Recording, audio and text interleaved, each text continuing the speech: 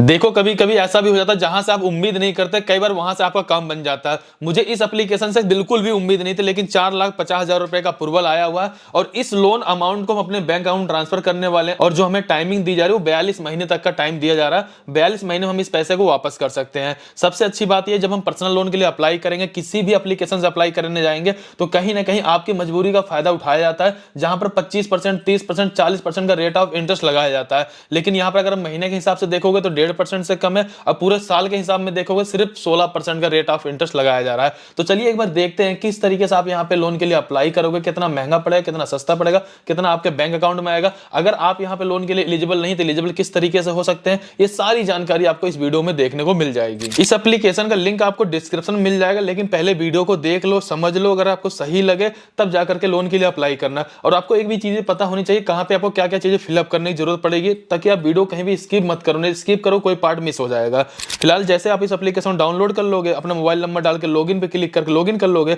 इसके जस्ट बाद देखेंगे यहां पर आपसे बताया जाता है कि भाई आप कम से कम 10,000 रुपए का लोन और ज्यादा से ज्यादा 9 लाख रुपए का लोन ले सकते हो। हालांकि ये डिपेंड करता है आपकी एलिजिबिलिटी के ऊपर कि आपको कितने का लोन दिया जाएगा। और मजे वाली बात यह है कि यहां पर आपको इनकम प्रूफ देने की जरूरत नहीं पड़ती, लेकिन उसके पीछे भी कुछ ना कुछ टर्म कंडीशन है जिसके बारे में आपको जानना जरूरी है। फिलहाल आपको करना क्या है, अगर इस लोन को अप्लाई करना है, सिंपल से नीचे की तरफ आएंगे, टर्म कंडीशन वाला बॉक्स मिलेगा, उस पर क्लिक कर देंगे। इसके बाद सिंपल से अप्लाई पे क्लिक कर देंगे।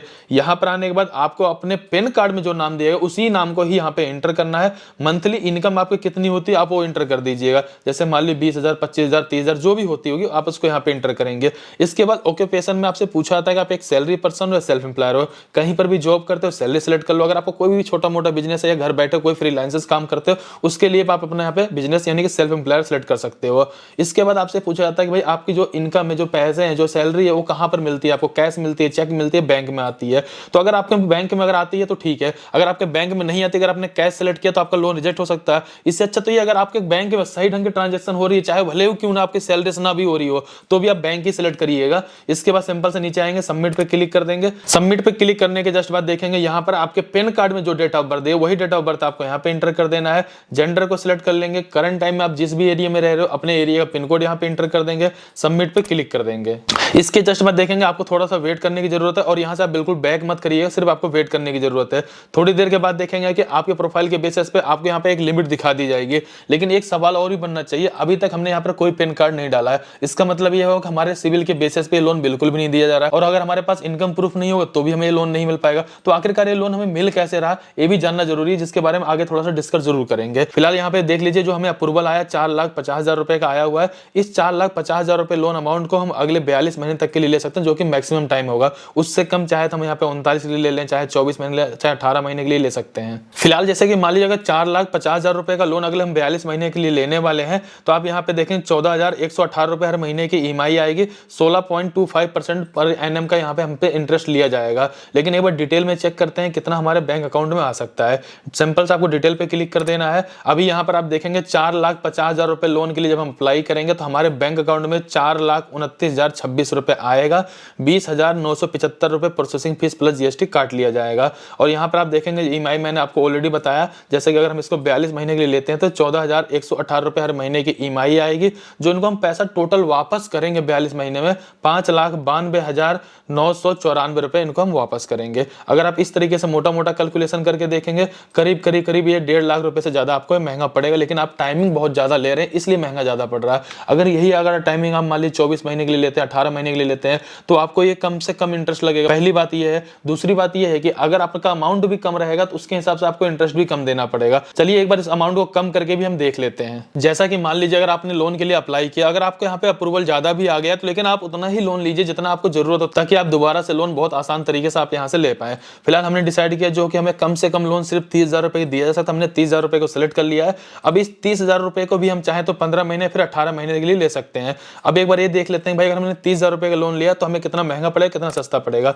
अगर हमने 30,000 रुपए का लोन अप्लाई किया तो 28,602 रुपए हमारे बैंक अकाउंट में आएगा। 1,398 रुपए प्रोसेसिंग फीस प्लस जीएसटी के नाम पे काट लिया जाएगा। अब यहाँ पे देखेंगे जो हर महीने की ईएमआई आ रही है 1,889 रुपए, कह सकते हैं कि 1,890 रुपए के आसपास की ईएमआई आएगी। 18 महीने हमने टाइम सेलेक्ट कर रखा है। 34,000 रुपए हमें इनको टोटल वापस करना पड़ेगा 18 महीने में, और 28,600 रुपए हमारे अकाउंट में आते हैं। तो इस तरीके से देखेंगे करीब 5,500 रुपए हमें महंगा पड़ेगा अगर हमने 18 महीने के लिए 30,000 रुपए लोन को लिया। अगर हमें ओवर ओवरऑल अपना एक्सपीरियंस बताऊं, जहां तक मैंने कई सारे बैंकों से लोन के लिए अप्लाई किया हुआ, कई सारे एप्लीकेशन से अप्लाई किया हुआ। बैंकों की बात हम बिल्कुल साइड में रखें क्योंकि यहाँ पर हम किसी एप्लीकेशन का यूज कर रहे हैं। अगर हम एप्लीकेशन के बारे में बात करें तो शायद ही कोई ऐसी एप्लीकेशन जो आपको 15-16% पे जाकर के यहाँ पे लोन इस तरीके से दे सकती हो। ज्यादातर एप्लीकेशन है 20-25% स्टार्टिंग करते हैं, जो कि बहुत ज्यादा महंगा पड़ जाता है। फिलहाल तो यहाँ पर मुझे लोन लेने की बिल्कुल भी जरूरत नहीं, लेकिन फिर भी इस लोन को लेने का पूरा प्रोसेस आपको जरूर बताना चाहूंगा, इसलिए मैंने अमाउंट को कम सेलेक्ट किया हुआ है ताकि ज्यादा पैसे फालतू भरना ना पड़े हमें। तो फिलहाल हमने यहाँ पे 30,000 रुपए को सेलेक्ट कर लिया है। इसके जस्ट बाद देखें, हमें यहाँ पे अपनी केवाईसी को कंप्लीट करना है। केवाईसी कंप्लीट करने के लिए आधार कार्ड का यूज करना होगा। इसके लिए क्या करना है, सिंपल से नीचे की तरफ आएंगे, कंटिन्यू पे क्लिक कर देंगे, डिजी लॉकर वाला पेज खुल जाएगा। यहाँ पे आपको अपने आधार कार्ड का नंबर डाल देना, जो कैप्चर दिखा उस कैप्चर फिलअप करेंगे, नेक्स्ट पे क्लिक कर देंगे और आपके आधार कार्ड से लिंक मोबाइल नंबर पे ओटीपी है, ओटीपी डालेंगे, सिक्योरिटी पिन डाल देंगे।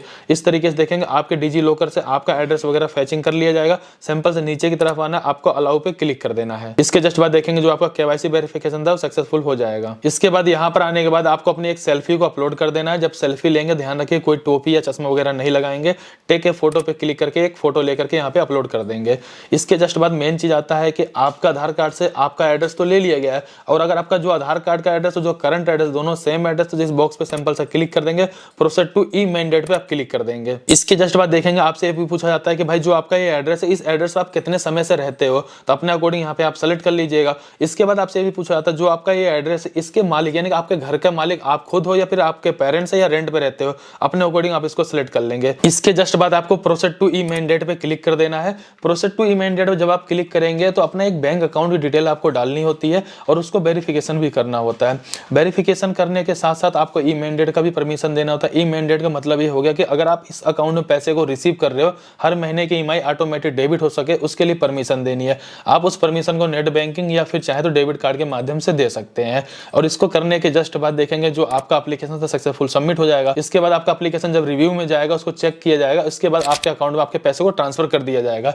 लेकिन अब यहाँ पर एक नहीं कई सारे सवाल खड़े होने चाहिए। सबसे पहला सवाल ये कि भाई हमसे पैन कार्ड क्यों नहीं मांगा गया, दूसरी बात हमसे इनकम प्रूफ क्यों नहीं मांगा गया।